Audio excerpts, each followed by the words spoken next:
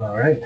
Trump Zelensky's meeting was a total disaster, according to the Democratic lawyer, Mo Baker. Zelensky's got a chip on his shoulder.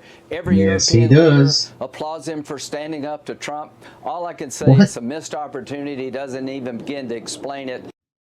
Okay, that was Senator Lindsey Graham, clearly frustrated in the wake of that chaotic Oval Office meeting between Presidents Trump and Zelensky, leaving the future of U.S.-Ukraine relations perhaps more uncertain than ever. Joining us now, Maryland Senator Chris Van Hollen, who sits on the Foreign Relations Committee. Welcome. Why would we need him? Shannon, good to be with you. Okay, so this didn't happen suddenly on Friday. We know that there have been growing tensions. There have been a number of Trump administration officials who've sat down, who've met with Zelensky or his inner circle, and have said they've been very heated meetings. There have been attempts to come to some kind of agreement on a number of things. They feel sometimes they've come out of these meetings and they've been misrepresented or misconstrued. Well, first of all, I don't know if you guys seen that, but you know how with Zelensky, his body language alone, he's just sitting there with his arms crossed like that or like this when Vance was talking to him. And he didn't want peace. He wanted money to continue to fund the war. And Trump took that the wrong way. Was actually discussed there. I want to play something from Secretary Rubio that he said Friday night about all this. And when you see efforts to impede it, when you tell someone, don't say, let's not talk about these things, let's not go in this direction, because it makes it harder for us to engage, and they insist on doing it anyway. Yeah. You start to wonder. I don't like to impugn people's motives, but you start to wonder what's behind it. Yeah. You voted for Secretary Rubio. Do you have confidence in him and the way that he's trying to manage this? I did vote for Senator Rubio to be Secretary of State. I regret that vote because as a member of the Senate, Secretary Rubio was somebody who stood up for American values, American principles. He acknowledged that Russia was the aggressor against Ukraine. He realized that it wasn't Zelensky who was the dictator, and now he's simply taking his directions to the State Department from Elon Musk and essentially parroting the president's position, which I understand, but it's very different than what Senator Rubio used to talk about. Okay, so we've got Secretary Bessent. He described the meeting that he had with President Zelensky in Kyiv. He said they wanted to get this deal done on the rare earth minerals. They wanted to show a bond and come out of that meeting united against Russia. He said it was very tough, 45-minute meeting, very loud decibel level. He wanted no daylight between the two. He says he refused Zelensky to sign that. And he said, I'll sign in Munich. Didn't sign in Munich. Came here on Friday, which we thought was going to be a celebration of signing this deal. And Secretary Bessent said it was... because Zelensky was looking for what did he say that? Some kind of a deal to be able to fund or to give them the money that they need to continue on with the war. But Trump is saying that, no, we want peace. He said, I want people to stop dying. That's what he said. One of the biggest own goals in history. That's how we saw the meeting going down. I saw the meeting as a despicable display of bullying by the President of the United States and the Vice President of the United States against somebody whose country is at war with Putin, a brutal assault by Putin, who's lost thousands and thousands of Ukrainians, who wants peace more than anybody, but he also wants to make sure that it's a durable, sustainable peace. You mentioned this mineral deal. The deal that was on the table at the White House, just to be clear, was very different than what Secretary Bessent first put on the table, both in Ukraine and at Munich. Was that in part because Zelensky and his team, they had input? They wanted changes to this deal. Right, but just to be clear, what happened in Munich was the president's people essentially tried to extort Zelensky and the Ukrainian people to give up half of their mineral supplies in order for past U.S. support and to continue ongoing U.S. support. It was extortion, pure and simple. It would be like in the middle of World War II, FDR saying to Churchill, we're not going to help you against the Nazis and Hitler unless you give up half of your mineral resources and half of your coal. So it did change, but to suggest that, Zelensky was wrong to be rejecting what was essentially extortion earlier on is a warped version of what actually happened. Do you think that the U.S. should get some return on the billions in taxpayer dollar investment in the way that Europe has, structuring these as loans? Well, Europe has provided a lot in grants. They've provided some in concessionary loans. I'm fine if the United States wants to include some of its support in the form of concessionary loans. I'm sure Zelenskyy would support that. I mean, it was Zelenskyy's idea originally to include some kind of deal on minerals to provide for reconstruction. But what happened is that idea got transformed originally into an idea where it was really extortion. It was like, give us half of this stuff for what we've already done. And then to see what happened at the White House, I will say, was embarrassing because, you know, Zelenskyy has talked about the sacrifice of his people. He's also been grateful to the United States. Whenever I meet with him, and I met with him with others before his meeting at the White House, he always expresses gratitude. But, you know, Donald Trump does not recognize sacrifice for this greater principle. After all, it was Donald Trump who said of American combat troops who died for our country that they were suckers and losers. Well, to that point, you know that there are 17 people who've been on the record who were in those meetings and on that trip who said, is Zero suckers and loser? This is a moron. This Democrat is a moron. He's not a moderate Democrat. Those words were never said. So that's 17 people saying it didn't happen. It is a popular line to use. You can understand, though, maybe that this administration has got real levels of frustration with this and the way that things have gone down.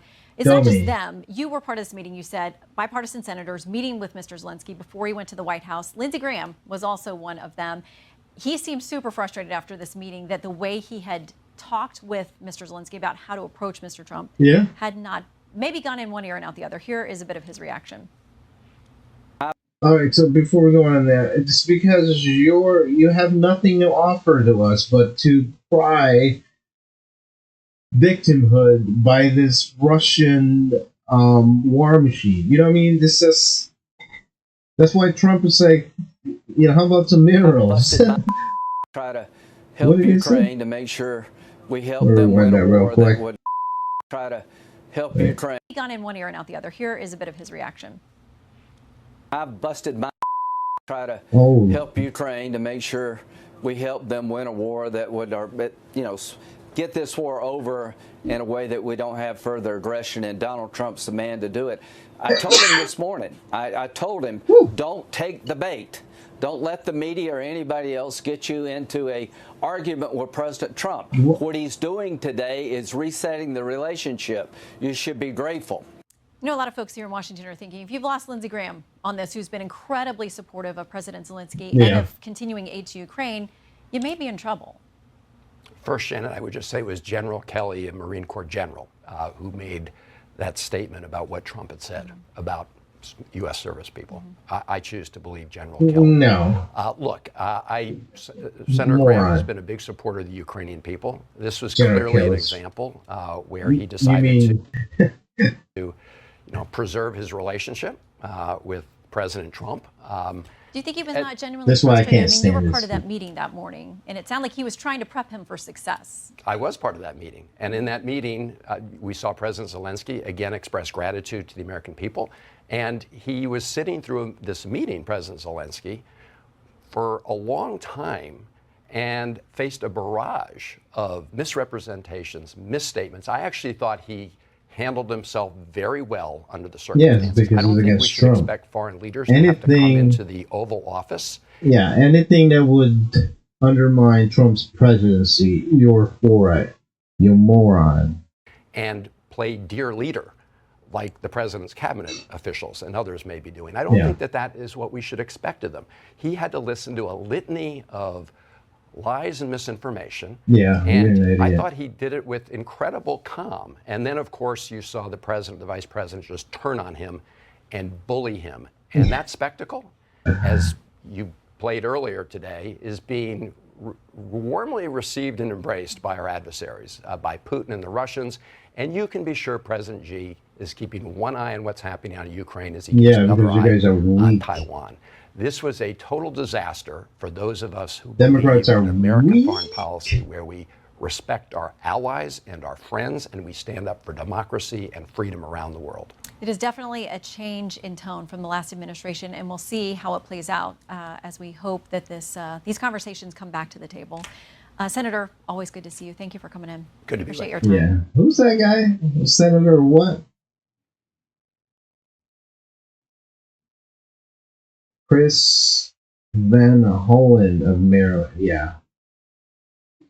A moron. All right, so here's my take, and let's cut through the noise, okay? This guy, what is it, Democrat Senator Chris Van Hollen. Obviously, he's going to go against Trump because he's a Democrat. Brainless Democrat, okay? And he's clueless. He's cheering for the wrong guy, okay? So Donald Trump is the only world leader fighting to stop the slaughter of Ukrainians. They are getting slaughtered, in spite of all the money that we give them. I mean, there are killings on both sides, but still, they're getting slaughtered. Because Vladimir Putin wants them dead. Zelenskyy? I don't know. I mean, he's indifferent, trying to cling to power as Ukrainians bleed. As they look to NATO to give him more funding. So meanwhile, the European Union's spineless elite bicker over who gets to prolong the carnage longest. Who's going to get the money? Who's going to hold up billions of dollars? I'm pretty sure that not all of that money is going to Ukraine and Ukrainians up. You know, the United States giving them billions, hundreds of billions of dollars. Compared to the EU's, what is that, 45 billion, I think that's what they gave them. So look it up. The number don't lie. The Europe's, the EU, the NATO is just, the passenger, not the driver. They're not the one leading this. And they're going to be the sole beneficiary of it. The war is actually, they said, nearing about 1.7 million casualties and displacing 3 million people.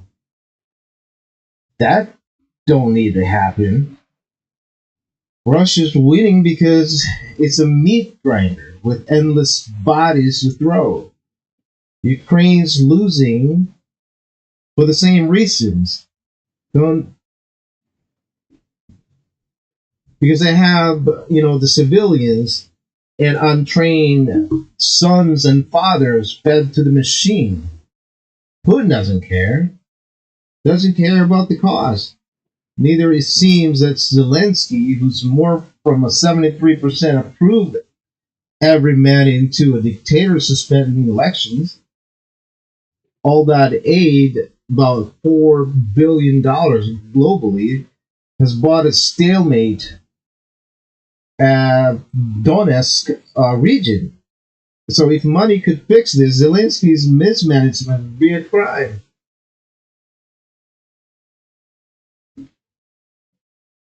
So last Friday wasn't some spontaneous blow up. 10 days of talks between U.S. and Ukraine.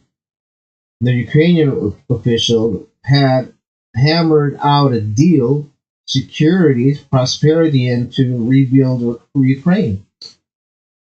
That the Trump and Zelenskyy were set to sign, like the mineral deal. So then Zelenskyy, a performer as he is a performer. He flipped the script on camera, playing like Trump, like he played Biden. What he did. Well, that's a big mistake. Trump's not Biden. So the tantrum backfired. He tried to throw a tantrum. Dan's caught it. So this is, of course they were outraged from progressive Americans, especially the Democrats and Trump-hating Americans and Europeans, opportunists who barely glance at the map of Ukraine. They don't even know where they're located. So where there's refugees aid groups. I mean, I've seen evangelical ministry stepped up more than a lot of this government. So where's the secular left? Zelensky's no Washington or Churchill. He's a liar who's lost track of billions of dollars. He's pretty much done, man. Trump, meanwhile, wants peace, and he understood that. He wants fewer dead people, especially kids, and rebuild Ukraine. Well, he'll kneecap Putin with energy policy. That's what it's going to do, not handouts. So the Ukrainian people deserve better. Who say one thing in private and does another on TV. I say dump Zelensky, end the killing. The new Ukraine awaits. If only the world's leader cares as much as Trump does.